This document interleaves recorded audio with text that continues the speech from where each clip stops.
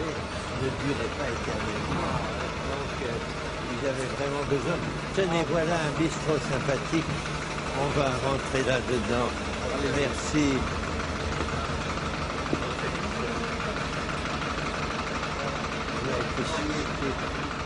Écoutez, Stéphane, vous détonnez dans le paysage français. Parce qu'un ambassadeur de France est quelqu'un de très circonspect, de très honorable. On est plutôt prudent dans votre profession. Vous êtes d'origine juive et vous vous intéressez avec beaucoup d'ardeur à la Palestine, au conflit israélo-arabe. Et quand cette sensibilité vous est-elle venue? Pourquoi vous intéressez-vous tellement à cette question? À vrai dire, j'ai deux raisons très fondamentales. C'est le fait que ma famille est à moitié juive et que donc la destinée des Juifs, pour moi, fait partie de tout ce qui me préoccupe. J'ai également eu la chance de travailler aux Nations Unies au moment où on créait l'État d'Israël, les années 47-48, simultanément avec la période où je travaillais avec Cassin sur la Déclaration universelle.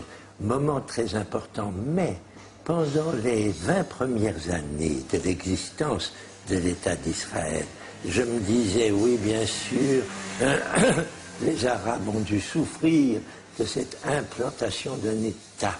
Mais je me disais, tant pis, c'est leur tour. Ils n'avaient qu'à ne pas attaquer tout de suite les Juifs dès le début de 1948. Et je trouvais que jusqu'à la guerre des 6 jours, l'équilibre était à peu près respectable. Donc c'est la guerre de 67. C'est la guerre de 67 qui vous fait changer d'attitude? Exactement.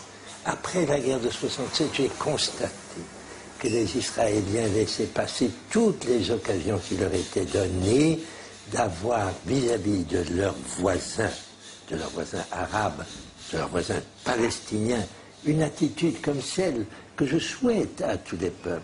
Est-ce que vous avez été écouté par les autorités françaises, éventuellement l'opinion française? Avez-vous eu le sentiment que vous n'avez pas milité pour rien? Alors, si vous voulez, de plus en plus, et notamment depuis 3 ans, depuis la guerre du Liban, je m'aperçois que de plus en plus de Français et de plus en plus de Français juifs se rendent compte qu'Israël va dans le mur. Alors quand on le dit avec force, on vous dit « Oh là là, vous êtes un antisémite ». C'est absurde. En ce qui vous concerne, c'est cocasse. Vraiment cocasse.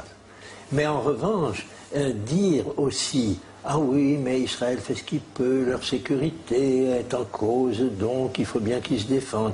Là, je suis en désaccord complet, car je pense que dans l'intérêt même d'un Israël qui voudrait être un des États forts de la région et qui peut l'être, leur politique actuelle est désastreuse.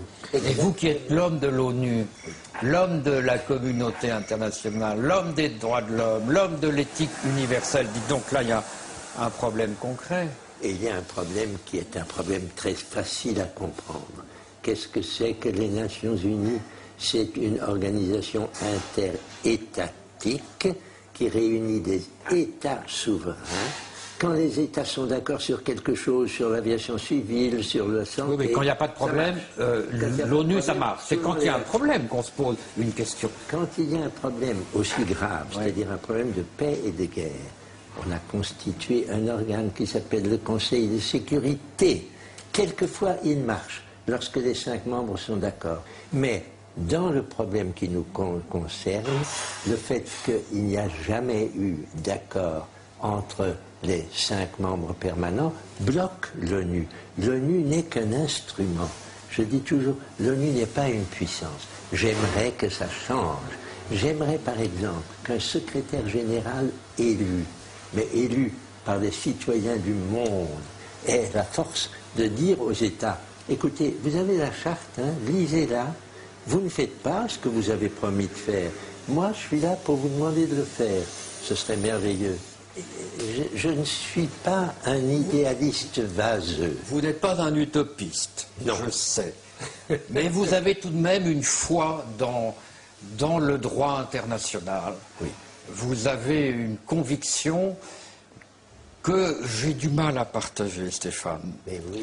Au fond, je n'ai pas votre optimisme. Et moi, ce que j'admire, c'est votre optimisme. Parce que, finalement, les optimistes sont un peu béats et un peu passifs. Et vous êtes un optimiste actif, ce qui est rare. J'essaye, mais vous savez la raison pour laquelle vous avez une position différente. Vous êtes très jeune. Quand on devient très vieux, on se rend compte que les problèmes que l'on croyait insolubles finissent par être résolus.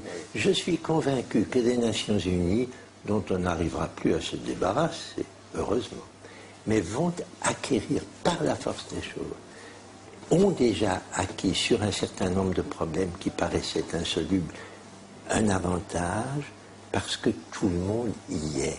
Mon cher Stéphane, vous me convainquez par votre vie. Je ne sais pas si vous me convainquez par votre pensée, mais je ne crois qu'au témoin capable de se faire tuer, comme disait l'autre, et vous avez prouvé que vous êtes capable de vous faire tuer. Et puis, au fond, il n'y a que la vie, l'existence, l'œuvre des hommes, leurs actes qui font foi.